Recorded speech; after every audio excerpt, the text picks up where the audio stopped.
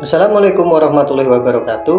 Bertemu lagi dengan saya Ferry Setiawan dalam koneksi antar materi visi guru penggerak pada modul 1.3. Sebelumnya, perkenalkan saya adalah Ferry Setiawan, guru TKJ yang merupakan calon guru penggerak angkatan 9 SMK Negeri 1 Nglego, Kabupaten Blitar, Jawa Timur. Pada koneksi antar materi, kita diberikan sebuah pertanyaan pemantik pertama, yaitu apa yang Bapak atau Ibu pahami mengenai kaitan peran pendidik dalam mewujudkan filosofi pendidikan Ki Hajar Dewantara dan profil pelajar Pancasila pada murid-muridnya dengan paradigma inquiry apresiatif atau IA di sekolah Bapak atau Ibu? Sebelum ke sana, kita perlu membahas dulu apa itu filosofi Ki Hajar Dewantara. Yang pertama, pembelajaran harus bersifat kontinu, konvergen, dan konsentris. Yang kedua, pendidikan adalah menuntun siswa sesuai kodrat alam dan zamannya. Selain itu, kita juga memiliki semboyan ing ngarso sung tulodo, ing madya mangun karso, tuturi handayani. Sehingga sebuah pendidikan diharapkan memberikan keteladanan dan pendidikan tersebut berpihak pada siswa.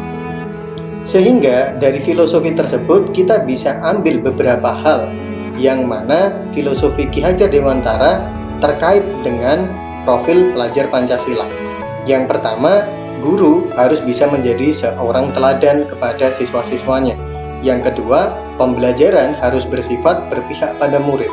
Yang ketiga, semua pembelajaran harus mengarah kepada menumbuhkan budi pekerti.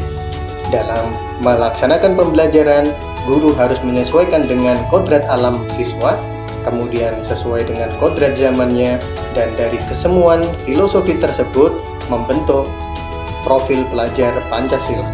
Sehingga dari kaitan filosofi Ki Hajar Dewantara dengan profil Pancasila ditarik tiga hal. Yang pertama, seorang pendidik haruslah menjadi teladan bagi peserta didiknya sesuai dengan filosofi Ki Hajar Dewantara. Yang kedua, pendidikan haruslah menuntun siswa sesuai kodrat alam dan zamannya dalam rangka menumbuhkan budi pekerti siswa sehingga pendidikan menjadi berpihak pada murid. Dan yang terakhir, pendidik haruslah memahami dimensi-dimensi profil pelajar Pancasila untuk mewujudkan pembelajaran yang menuntun untuk berpihak pada siswa. Sehingga dari sini kita juga perlu melihat kembali apa saja profil pelajar Pancasila. Yang pertama, beriman dan bertakwa kepada Tuhan Yang Maha Esa dan berakhlak mulia. Yang kedua, mandiri. Yang ketiga, gotong royong. Yang keempat, bernalar kritis. Yang kelima, kreatif. Dan yang terakhir, berkebinekaan global. Sehingga dari hal-hal tersebut kita bisa tarik kesimpulan kaitan antara filosofi Ki Hajar Dewantara, profil pelajar Pancasila dengan sebuah visi, yaitu bahwa pembelajaran sesuai filosofi Ki Hajar Dewantara dan penerapan profil pelajar Pancasila dapat terwujud jika seorang guru memiliki visi untuk membuat cita-cita perubahan ke arah yang lebih baik di sekolah. Yang kedua, untuk membuat visi perubahan yang lebih baik, bisa digunakan pendekatan inquiry apresiatif atau IA. Kenapa? Karena IA merupakan pendekatan perubahan ke arah yang lebih baik berbasis aset atau kekuatan dan bersifat kolaboratif. Tentu di sebuah SMK kita menginginkan siswa-siswa kita terserap ke dunia kerja.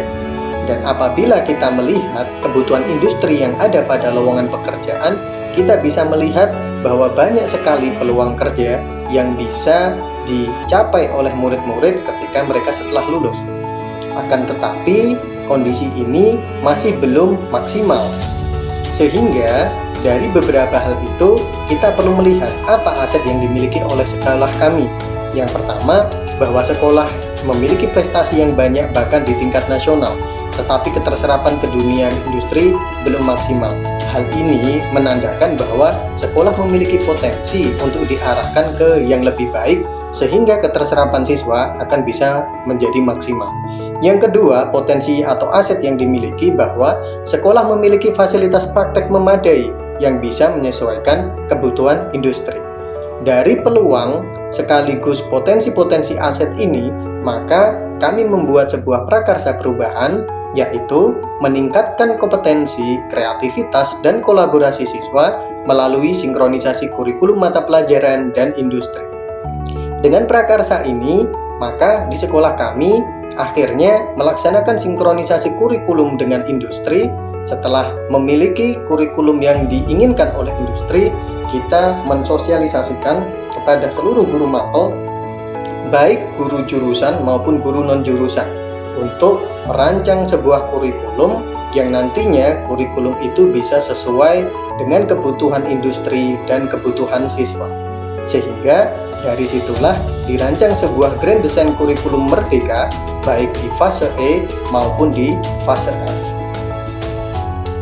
Diharapkan prakarsa perubahan tersebut dapat mewujudkan peran pendidik sesuai filosofi pemikiran Ki Hajar Dewantara, yaitu berpihak pada murid atau sesuai kebutuhan murid agar terbentuk generasi sesuai profil pelajar Pancasila. Nah, pertanyaan pemantik yang kedua yaitu revisi dan rumuskan dengan penuh keyakinan visi yang telah Bapak atau Ibu buat berdasarkan jawaban pertanyaan di atas ke dalam sebuah visi yang membuat Bapak atau Ibu bersemangat ketika membacanya dan menggerakkan hati setiap orang yang membacanya. Kalau kita ingin lihat, visi guru penggerak saya sebelumnya adalah terwujudnya murid yang kompeten dan siap kerja, yang memiliki karakter beriman dan bertakwa pada Tuhan Yang Maha Esa, mandiri, kreatif, inovatif, bekerja keras, kolaboratif, bermanfaat, serta berkemampuan global.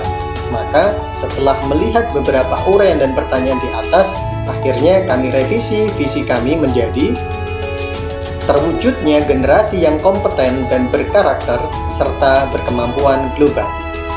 Kenapa demikian? Karena saya memiliki sebuah cita-cita ingin menciptakan generasi yang kompeten dan berkemampuan global agar terserap di dunia kerja dan memiliki karakter untuk bermanfaat di masyarakat, bangsa, dan negara. Demikian adalah uraian dari koneksi antar materi modul 1.3. Saya, Ferry Setiawan, saya ucapkan terima kasih. Salam guru penggerak, tergerak, bergerak, menggerakkan.